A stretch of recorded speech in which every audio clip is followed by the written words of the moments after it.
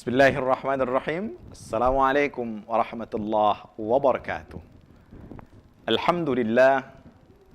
Alhamdulillahilladzi tajalla li'ibadihi bi asma'ihil husna wa sifatihil fudla. Asyhadu an la ilaha illallah wahdahu la syarika lah.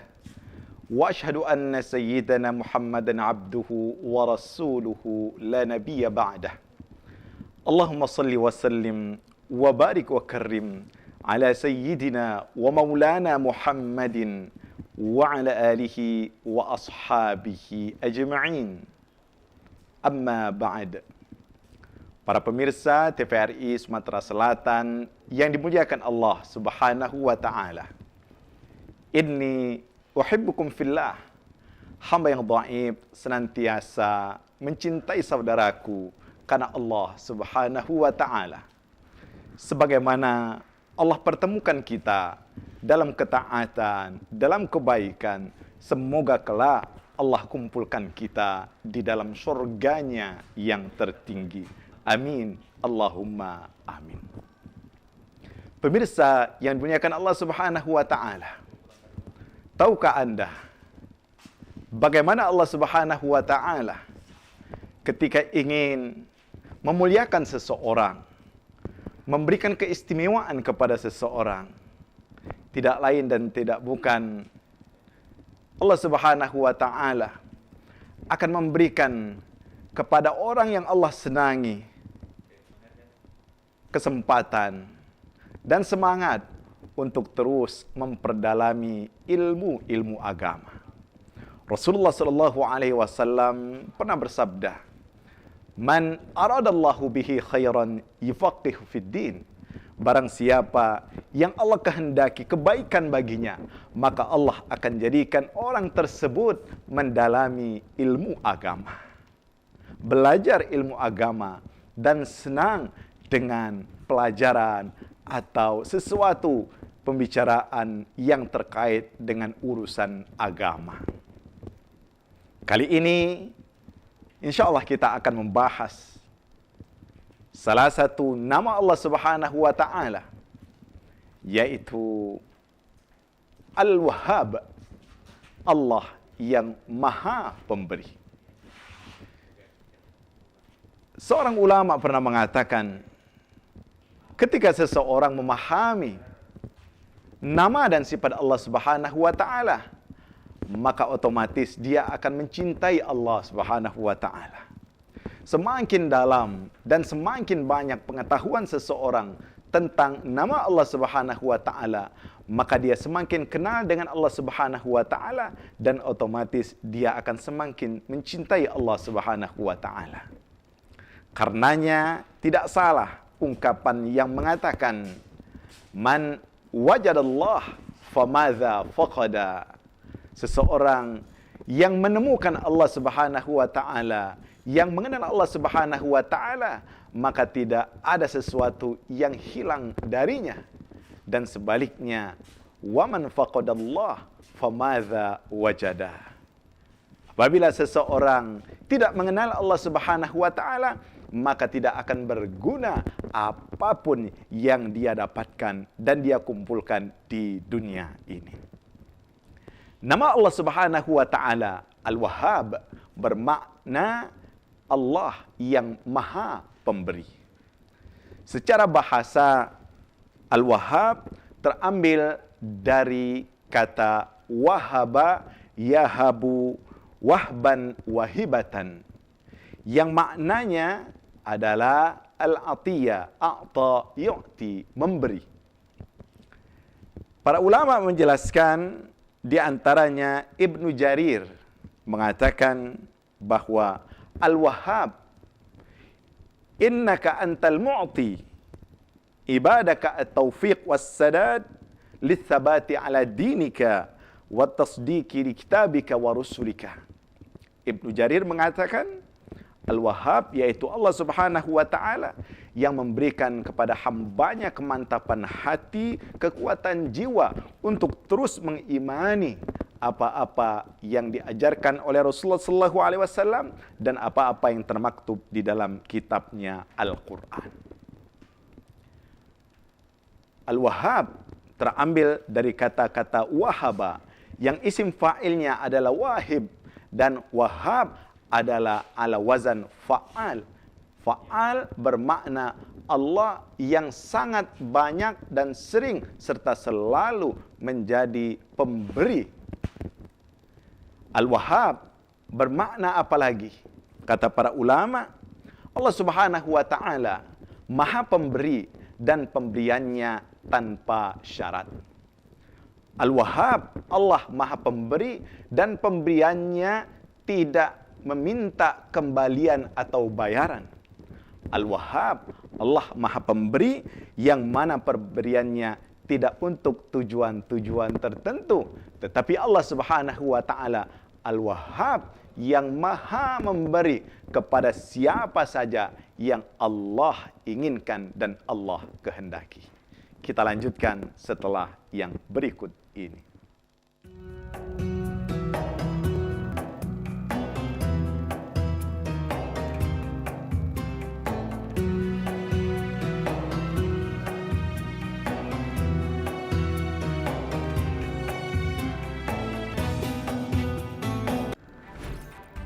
Halo semuanya.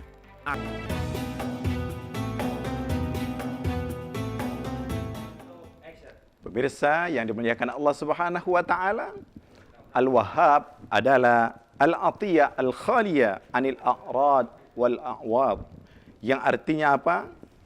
Al-Wahhab artinya yang memberikan sesuatu tanpa meminta imbalan dan balasan untuk kepentingan tertentu.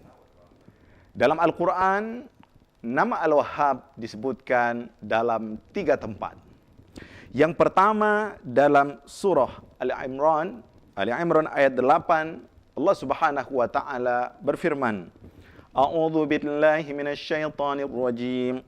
Rabbana la tuzigh qulubana ba'da idh hadaytana wa hab lana min ladunka rahmah innaka antal wahhab. Ayat ini bermakna, ya Allah, ya Tuhan kami, jangan engkau sesatkan hati kami setelah engkau memberikan hidayah kepada kami, dan berikanlah kepada kami dari sisimu rahmat, karena sesungguhnya engkau Maha Pemberi. Kemudian termaktub juga dalam surah Shad ayat 9, Allah Subhanahu wa taala berfirman, A'udzu billahi minasyaitonir rajim. Am 'indahum khazainu rahmati rabbikal azizil wahhab. Apakah mereka yang memiliki perbendaharaan Tuhanmu yang Maha Perkasa lagi Maha Pemberi. Kemudian dalam surah Shad juga ayat 35, ketika Allah membicarakan tentang hambanya Nabi Sulaiman. Nabi Sulaiman berdoa kepada Allah Subhanahu wa taala yang berbunyi, Qala rabbighfirli wa habli mulkan la yanbaghi li ahadin min ba'di innaka antal wahhab. Ya Allah, ampunilah dosa-dosaku dan berikanlah, karuniakan kepadaku kekuasaan yang tidak akan dimiliki oleh orang-orang setelahku. Sesungguhnya engkau Maha Pemberi. Pemirsa yang dimuliakan Allah Subhanahu wa taala, dalam 3 ayat ini kita mendapatkan nama Allah Al-Wahhab, Allah yang Maha Pemberi, di mana kata para ulama, pemberian Allah Subhanahu wa taala terkategori 2, pemberiannya untuk urusan dunia dan pemberian Allah Subhanahu wa taala untuk urusan akhirat. Pemberian Allah Subhanahu wa taala terkait urusan dunia senantiasa dikaitkan dengan ibtila atau fitnah, ujian dan cobaan. Sedangkan pemberian Allah Subhanahu wa taala dalam urusan akhirat itu adalah pahala dan ganjaran yang Allah siapkan bagi mereka yang taat. Karenanya dalam Al-Quran surah Ali Imran ayat 8 tadi, orang-orang yang beriman itu berdoa kepada Allah Subhanahu wa taala, Rabbana la tuzigh qulubana ba'da idh hadaitana wa hab lana min ladunka rahmah. Ya Allah, Janganlah engkau sesatkan kami setelah engkau memberikan hidayah kepada kami dan karuniakan kepada kami rahmat. Di sini dijelaskan oleh Imam Fakhruddin Ar-Razi dalam kitab tafsirnya Mafatihul Ghaib bahwa ada 6 rahmat yang diminta oleh seseorang di sini. Yang pertama, ar-rahmatu fil qalb, rahmat yang ada di dalam hati, di mana hati tersebut diterangi cahaya tauhid. Yang kedua, rahmat dalam organ tubuh, di mana organ tubuhnya senantiasa taat kepada Allah Subhanahu wa taala, melakukan ketaatan dan ibadah. Kemudian rahmat di dunia, di mana Allah Subhanahu wa taala memberikannya kemudahan hidup, rezeki yang mudah dia dapatkan, kesehatan dan sebagainya. Kemudian yang diminta juga rahmat ketika mati, di mana ketika wafat itu mereka tidak sulit dalam sakaratul maut. Kemudian rahmat yang diminta adalah rahmat di dalam kuburan, di mana di situ dimudahkan untuk menjawab pertanyaan-pertanyaan malaikat. Dan yang keenam, rahmat pada hari kiamat, di mana pada hari pembalasan itu kita minta dimudahkan untuk menjawab dan mempertanggungjawabkan amal perbuatan kita selama di dunia. Kaum muslimin yang dimuliakan Allah Subhanahu wa taala. Pertanyaannya sekarang, apa beda antara Al-Wahhab dengan Ar-Razzaq? Para ulama menjelaskan, kalau Al-Wahhab, Allah Subhanahu wa taala memberikan tanpa syarat, sedangkan Ar-Razzaq, Allah yang Maha Pemberi rizki. Ketika seseorang ingin mendapatkan rizki, maka dia harus melakukan ikhtiar dan usaha. Ini perbedaan antara makna nama Al-Wahhab dan Ar-Razzaq. Al-Wahhab adalah hak Allah Subhanahu wa taala memberikan kepada siapa saja yang Allah kehendaki, apakah orang itu pantas diberikan atau tidak. Sedangkan Ar-Razzaq, rizki baru bisa akan dicapai kalau seseorang berikhtiar, berusaha, karena rizki tidak akan datang dengan sendirinya. Dalam Al-Quran kita diingatkan bahwasanya Allah Subhanahu wa taala yang Maha Pemberi itu, Allah Subhanahu wa taala berhak memberikan seseorang untuk memiliki anak dan keturunan. Dalam Al-Quran surah Asy-Syura ayat 49 dan 50, Allah Subhanahu wa taala firmankan, "Lillahi mulkus samawati wal ardh, yakhluqu ma yasha, yahabu liman yasha'u inathan wa yahabu liman yasha'u adh-dhukur aw yuzawwijuhum dhukranan wa inathan wa yaj'alu man yasha'u 'aqima innahu 'alimun qadir."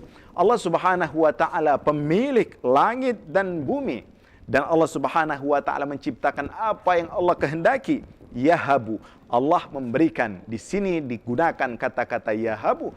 Allah Maha Pemberi. Allah memberikan kepada mereka yang Allah inginkan, anak wanita dan anak laki-laki. Dan juga Allah Subhanahu wa taala boleh jadi memberikan keduanya, laki-laki maupun perempuan. Dan boleh jadi Allah Subhanahu wa taala menjadikan seseorang juga mandul, tidak memiliki anak keturunan.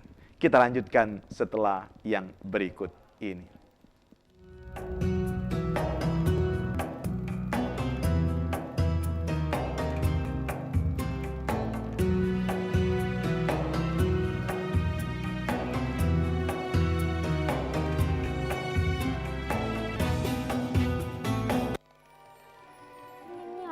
Kamu buat ini jadi apa kamu berdua ini?